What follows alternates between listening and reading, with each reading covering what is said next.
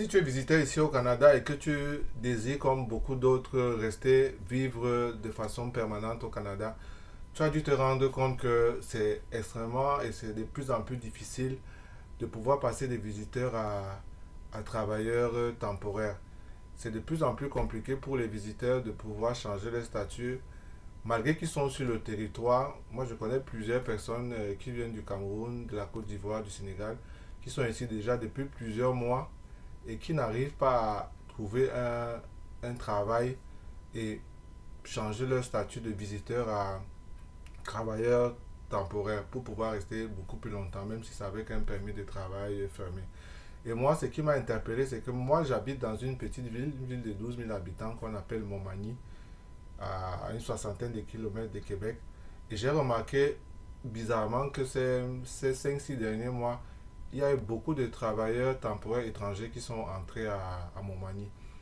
Mais ce qui m'a interpellé, c'est que la plupart de ces travailleurs temporaires que j'ai rencontrés, qui sont entrés, étaient des travailleurs qui venaient d'un pays qu'on appelle les Philippines. C'est des travailleurs qui viennent de très très loin, de quelque part en Asie. Et non seulement ils viennent de loin, mais la plupart, ou je dirais presque tous, ne parlent pas un mot de français. Mais ils ont été recrutés à grand prix par des employeurs de la région. Et c'est quelque chose qui m'a interpellé. Et j'ai décidé de mener ma petite enquête et d'analyser un peu pourquoi est-ce qu'un employeur québécois va préférer recruter un Philippin à 10 000, 16 000 kilomètres. Ça va lui coûter environ 10 000 dollars. Il ne parle pas français. Alors qu'il y a des Camerounais, des Ivoiriens, des Sénégalais qui sont déjà ici au Québec, même s'ils sont visiteurs, et qu'ils pourraient également recruter dans le même processus de travail temporaire étranger, vu que ces personnes apparemment pourraient s'intégrer plus facilement, vu qu'ils parlent français et qu'ils sont déjà sur le territoire. Donc, en faisant ma petite enquête, j'ai découvert pas mal de choses. Peut-être c'est des choses qui vont choquer des personnes. C'est pas l'intention de la vidéo ou bien offusquer d'autres. Mais l'intention de la vidéo, c'est de vraiment partager mon expérience et ma petite analyse. Et si ça peut aider ne serait-ce qu'une seule personne à voir les choses différemment, je pense que j'aurai atteint mon objectif. Donc, en allant rencontrer des employeurs qui avaient fait venir ces travailleurs philippins, voilà un peu le retour que j'ai eu. L'une des premières raisons pour lesquelles il faisait venir des employés philippins, c'est parce que ces employeurs-là, ils avaient déjà par le passé fait venir des employés qui venaient de Philippines. Et ce qu'ils avaient fait venir, c'était montrer des personnes extrêmement travailleuses, des personnes fiables, et c'était des personnes qui étaient dévouées et qui étaient loyales. Ça, c'est ce qui m'a été dit. Et c'était des personnes qui restaient en entreprise pour une longue durée. Et ça, c'est quelque chose sur laquelle les employeurs avec lesquels j'ai parlé ont mis beaucoup d'accent. Ils ont dit que les personnes restaient avec eux pour une longue durée et que c'était très très important parce que acquérir un travailleur temporaire étranger avait pour les employeurs ici un coût. Quand un employeur québécois doit aller recruter un employé à l'étranger, c'est un processus qu'il confie généralement à une compagnie dont c'est le métier. Parce qu'un employeur, il a sa manufacture, il a sa société.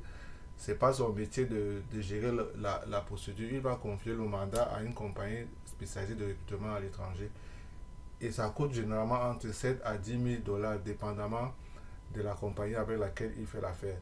Donc mettez-vous à la place de cet employeur québécois qui fait venir, mettons, une dizaine d'employés à l'étranger pour renforcer ses équipes et faire rouler sa business, comme on dit ici.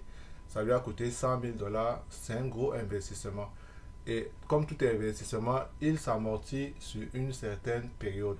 Donc, quand il fait venir des employés philippins et qu'il est sûr que ces employés, parce que leurs prédécesseurs ont déjà montré qu'ils étaient des personnes fiables, s'ils font venir ces employés qui sont sûrs qu'ils vont rester 5 à 10 ans dans la compagnie, pour eux, c'est beaucoup plus intéressant.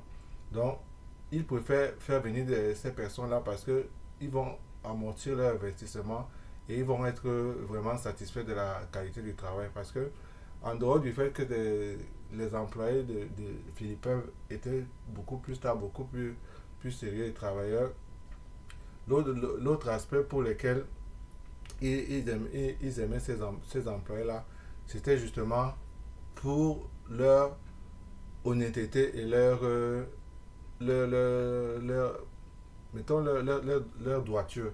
Parce que, contrairement à ce que, là maintenant, je vais aborder le pourquoi ils préfèrent faire affaire avec les Philippins, par exemple, c'est que, contrairement à beaucoup de personnes qu'ils avaient recrutées, qui étaient d'origine africaine, qui venaient du Cameroun, du Gabon et tout, beaucoup de, de- d'Africains ont souvent tendance à mentir sur leur CV. Donc, je veux juste prendre un exemple pour illustrer mon propos. Vous êtes visiteur au Canada, vous arrivez ici, vous étiez enseignant dans votre pays, à Dakar, à Abidjan. Vous arrivez ici comme visiteur et vous voulez passer des visiteurs à travail temporaire. Vous faites un CV, vous convainquez un employeur québécois de vous recruter et vous mentez sur votre CV que vous travaillez en hôtellerie, en cuisine. Lui, là, son restaurant, il manque de personnel et il vous embauche. Et maintenant que vous êtes en train de travailler, il se rend bien compte que vous n'avez pas beaucoup de compétences en cuisine. Même s'il vous donne de la formation, ça va vite se voir, comme on dit ici, ça se lit sur votre visage que vous n'êtes pas à votre place. Vous n'êtes pas à l'aise avec votre travail. Faire la vaisselle, parler aux clients et tout, vous ne vous sentez pas bien, vous n'êtes pas dans votre élément. Et lui, il le remarque tout de suite. Et ce qui se passe, c'est qu'une fois que vous aurez terminé vos 2 ans de contrat fermé avec lui, vous n'allez pas rester. Parce que entre-temps, vous allez être en train de chercher ailleurs et vous allez quitter sa compagnie. Donc pour lui, ce n'est pas intéressant de vous avoir comme employé. Et quand ils ont déjà eu ce type d'expérience, je vous rassure qu'ils ne vont pas recruter encore quelqu'un qui vient du Cameroun ou de la Côte d'Ivoire parce qu'ils vont avoir ce qu'on appelle ici un pattern. C'est-à-dire que bon, les gens qui viennent de ces régions-là, voilà un peu comment ils fonctionnent. Et pour lui, ce n'est pas intéressant. Et des fois, ce n'est pas de notre faute parce que beaucoup de personnes qui viennent d'Afrique francophone, comme les pays comme j'ai cité, c'est souvent des personnes qui sont très diplômées. Vous savez, en Afrique, chez nous, on met beaucoup d'accent sur les études. Et beaucoup de personnes qui arrivent à sortir, c'est souvent des personnes parce que pour voyager, il faut avoir déjà des revenus. Donc, c'est des personnes qui, généralement, ont un bon niveau d'études et ils ont pu avoir l'argent pour quitter le Cameroun, le Sénégal et venir ici. Et c'est des intellectuels. Et il n'est pas toujours facile pour eux de se reconvertir en travailleurs manuels. Parce que la plupart des contrats qu'on donne là comme contrat des travailleurs temporaires, c'est pour des emplois manuels. Et il n'est pas toujours évident pour ces personnes qui ont été habituées à faire des emplois de bureau de devenir des travailleurs manuels. Même s'ils essaient pour rester sur le territoire, ils ne sont pas convaincants pour les employeurs. Et cela, ils ne les gardent pas. Et ça fait en sorte qu'un employeur, pour sa business, il va préférer quelqu'un qui ne parle pas français, mais qui va faire le travail, qui va rester avec lui et qui va lui permettre de rentabiliser l'investissement qu'il a mis dans, dans le recrutement d'un travailleur temporaire. Donc, vraiment, c'est pas pour stigmatiser, mais c'est pour attirer votre attention et vous donner un peu des réponses pour que vous commencez à comprendre pourquoi c'est si difficile pour les Africains francophones de trouver du travail. Parfois, on va penser que c'est à cause de la couleur de la peau, que c'est du racisme, mais non. C'est purement économique, c'est purement de la business et c'est ça. Donc, moi, ce que je veux vous conseiller pour sortir un peu, c'est si vous êtes visiteur, voilà un peu ce que moi je vous invite à faire. Si vous êtes visiteur et que vous désirez rester, il faut avoir un plan. Je l'ai déjà dit dans une précédente vidéo, c'est une des choses que vous devez avoir. Vous devez avoir un plan. Dès que vous arrivez, moi ce que je vous conseille, essayez d'acquérir de l'expérience à travers une formation. Vous n'allez pas pouvoir travailler légalement tout de suite, mais avec un visa de 6 mois, il y a beaucoup de formations ici où vous n'avez pas besoin d'un permis d'études. Donc faites une formation de 3 mois, de 4 mois, de 5 mois qui va vous permettre d'avoir une qualification québécoise, canadienne reconnue ici. C'est vrai qu'après cette formation, peut-être vous n'allez pas trouver du travail tout de suite, mais comme je l'ai aussi dans une précédente vidéo, envisagez de retourner dans votre pays, même si c'est difficile, et de revenir plus tard.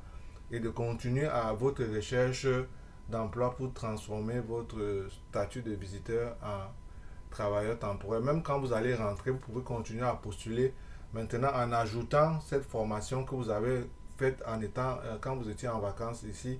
Vous allez ajouter ça dans votre CV et continuer à contacter des employeurs et vous allez avoir un atout que les autres n'ont pas et qui peut faire la différence pour qu'un employeur québécois vous recrute. L'autre chose sur laquelle je voulais attirer votre attention, c'est que moi j'ai remarqué que beaucoup de visiteurs, quand ils arrivent ici, ils restent cantonnés dans la communauté. Si vous êtes Camerounais ou Sénégalais, vous allez juste essayer de traîner avec les Sénégalais ou les Ivoiriens parce que vous avez été accueilli par un frère, un ami que vous connaissez et vous allez tourner dans ce milieu-là. Moi, je vous conseille d'élargir votre cercle social. Dès votre arrivée, c'est vrai que ce n'est pas facile. C'est pas comme en Afrique où on peut croiser les gens facilement et discuter avec eux, mais il y a toujours un moyen de briser la glace. Il y a des lieux où vous pouvez aller et engager une conversation, essayer de connaître les gens. Il est très important que vous créez vous-même votre propre réseau au sein des Québécois, que vous ayez des amis, des connaissances, des contacts qui sont des Québécois, parce que ce cercle-là peut vous ouvrir d'autres portes. Donc, un Québécois que vous avez rencontré, qui vous a pris en amitié, qui vous a pris en sympathie, vous pouvez lui expliquer votre situation plus tard et il pourra vous référer à quelqu'un qui connaît, qui cherche un travailleur et vous pourrez ainsi changer votre statut. L'autre aspect de ce résultat, de cette socialisation, c'est également les relations amicales et amoureuses.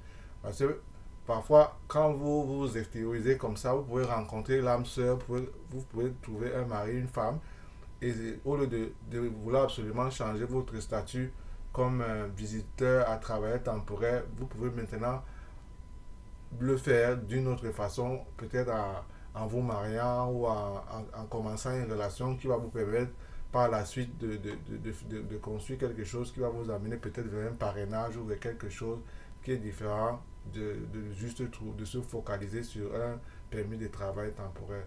Donc, c'est ce que je voulais partager avec vous dans cette vidéo. L'intention n'est pas de blesser quiconque, mais nous qui venons d'Afrique francophone et des autres pays d'Afrique, parfois nous sommes responsables de, de rendre un peu la tâche difficile à nos frères et sœurs qui arrivent après nous, par nos comportements, par nos attitudes au travail. Donc, toutes les actions que nous posons vont créer comme une réputation pour nos communautés. Donc, faisons vraiment attention à ce que nous faisons pour ne pas, comme on dit, gâter la route pour ceux qui viennent après nous. Moi, c'est Michel Baum, j'habite au Canada depuis bientôt 8 ans et je partage sur ma chaîne mon expérience sur la vie au Canada, sur la réussite au Canada, sur l'immobilier qui est également une passion.